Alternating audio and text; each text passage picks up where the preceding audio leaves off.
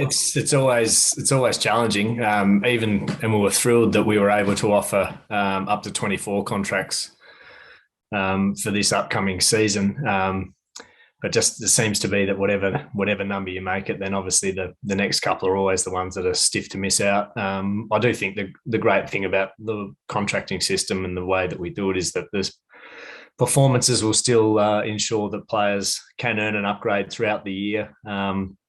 So clearly with 24 players, it starts with an Ashes series. There's 2 white ball World Cups within this next 12 months as well. So trying to get the blend and balance of who we think will be involved in those, across those major series is important. But like any year, no doubt there will be some players work their way into the teams through performance. Scott Bailey. G'day, George. Are you able to talk us through, I guess, Marcus Harris coming back into the squad after not playing a test match in the past 12 months? And then does that suggest that he potentially is higher on the pecking order for the Ashes than, say, a Matt Renshaw who isn't in the squad? So Harry was our spare batter throughout the test summer at home.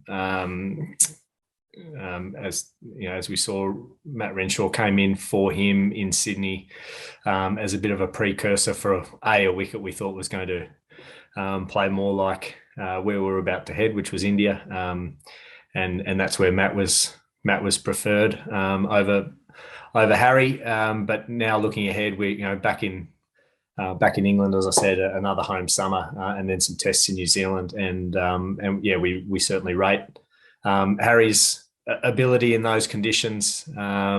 Really good, strong record in England as well. I guess that's certainly one of our criteria when we're doing the contracts. Is this part of it is past performance, but certainly one is an eye to the future as well. So that perhaps gives an indication of where we hold Harry.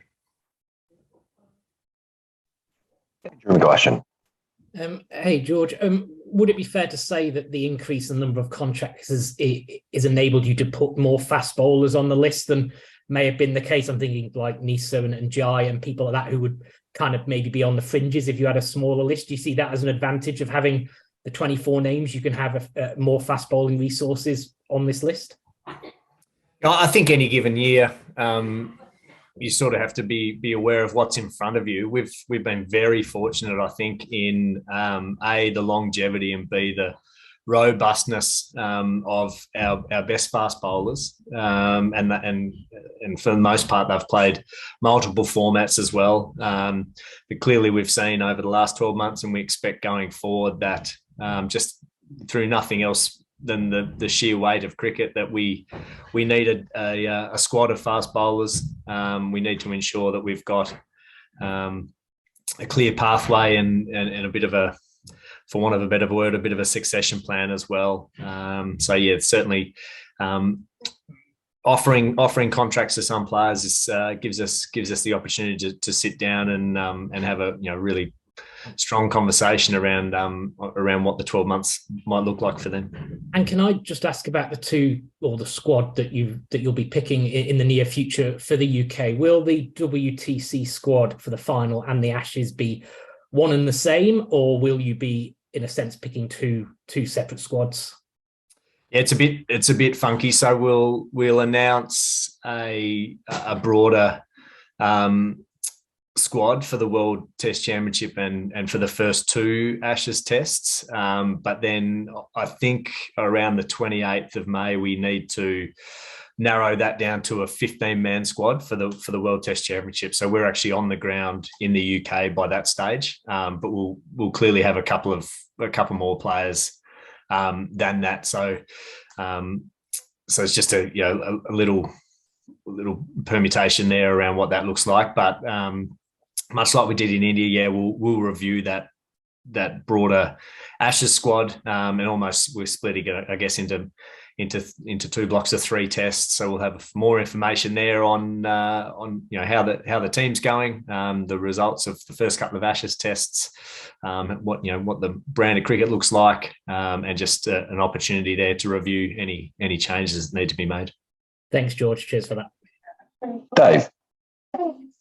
Yeah, thanks, Cole. Hey, George, just back on the batters. Obviously, contract list doesn't necessarily mean squad selection, that sort of thing. But can you just sort of detail a bit more about where a Cam Bancroft, a Peter Handscomb, as well as Matt Renshaw fit into sort of your pecking order you're thinking now? I think they've been clearly the top or part of the top sort of bracket of domestic performers. And Matt and Pete had opportunities in India in the subcontinent where we think both of them are, have good skill sets for those conditions. I think I agree with, I think Adam Vogue said post the final that he thinks Cam Bancroft's batting as well as he's ever seen. I think we'd agree with that as a panel as well. So really excited by the form that he's in. And really glad that he's over in England playing. I think that's fantastic, as is Marcus Harris. I think Matt Renshaw had, was putting a really compelling case at the top of the order as well, early on in the year for Queensland, and then and by virtue of being away in India, didn't get much of an opportunity in the back half of the year. So there's no doubt that, and not being rude to Usman or Dave, but there's no doubt that those two are probably closer to the end than the start of their careers. So we're going to need some depth, and we're going to need all three of those guys probably performing really, really well for us, and hopefully they make our decisions incredibly challenging over the next little while. Back to Josh. Yeah, just on that, I was going to say, George, is seeing Dave get another full contract, Dave Warner, is that a vote of confidence that he's the man for the next 12 months potentially, and the Ashes? Well, it's with three formats across all of those contracts. So trying to fit that in is first and foremost the job. But I think Dave, like any player, is at the mercy of selection. The Ashes is a huge series, and we'll be looking to pick our best team. I think we're going to have to have our best team playing incredibly well to challenge England over there the way they're playing at the moment. Scott. George, just on the selection of Todd Murphy, it seems like a lot of your decisions have been based around not subcontinental cricket, like no Peter Hampskin. You mentioned the Matt Renshaw stuff, the subcontinent, no Matt Tuneman. So the fact that Todd Murphy gets a call up is probably a pretty significant thing for him, saying that maybe you believe he can play more than just Asian conditions going forward for Australia in the next year. Yeah, we're pretty excited by Todd. Thrilled to have him obviously on this list, but just thrilled with his growth and performances over the last 12 months, both domestically and then obviously when he got his opportunity in India. So yeah, we think that he's got a really bright future. Looking forward to working with him more. I think historically, if you look at the teams that we have picked in England in the past, clearly in Australia and New Zealand, is that's likely that the vast majority, if not all of those tests, will probably only play one spinner. But yeah, we certainly like the way Todd's progressing. Dan. G'day, George. Speaking of spin, Mitchell Swepson had been sort of thereabouts for a long time, and CA just invested a lot in him. What was your message for him when he dropped off, and what's he got to do to sort of get back into the frame? Oh, the simple answer is perform, isn't it? I mean, we have invested and we're continuing to invest in Swep. He's over on the Australia A Tour now. Again, I think last year Swep contracted with a view that there was some subcontinent tours coming up, likely that we're going to play two spinners in a lot of those. I think Murph, the emergence and improvement of Murph was tough on Swep, and also the fact that we do have the two white ball World Cups coming up as well. So trying to squeeze, I think we've got four spinners on the contract list, and that's probably ultimately where the squeeze came. But the challenge for Swep, and it's not unique to Swep, it's the challenge for everyone who has just missed out is to go and dominate. And as I said, looking ahead to the next the next 12 months, it's probably unlikely that there's going to be many tests where we're going to play two spinners. So the challenge for Swep is to put the performances on the board where he can challenge to be the number one spinner. Thanks, George. Sorry, Nasha. Yeah, thanks. Just one more on the selections coming up. Given the amount of players that are over in county cricket for the next couple of months particularly, will it be tempting to use county cricket and potentially leave players playing there that are around the squad so that they get cricket? Obviously, there's no tour matches these days on Ashes tours. Will you be thinking quite creatively about how to keep Fringe players playing cricket over the next few months once the squad is named? Potentially. I think there's a couple of challenges around there. I think just around what it looks like for counties to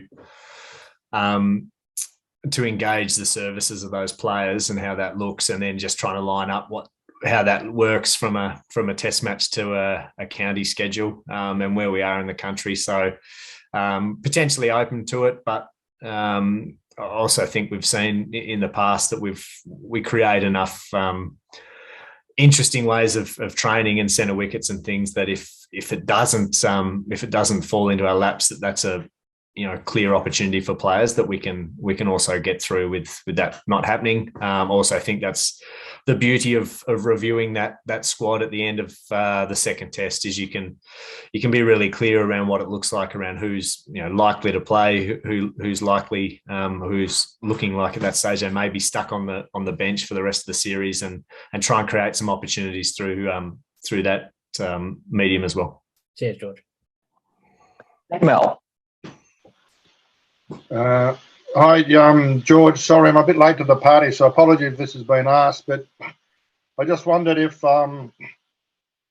you endorsed or agreed with Andrew McDonald's comments about Davey Warner, that he's in your minds or in your plans for the World Test Championship, but he didn't talk about the Ashes after that. It just seemed a little bit odd that you'd name a player or endorse a player for one game, which would seem to be an ideal lead up for the Ashes.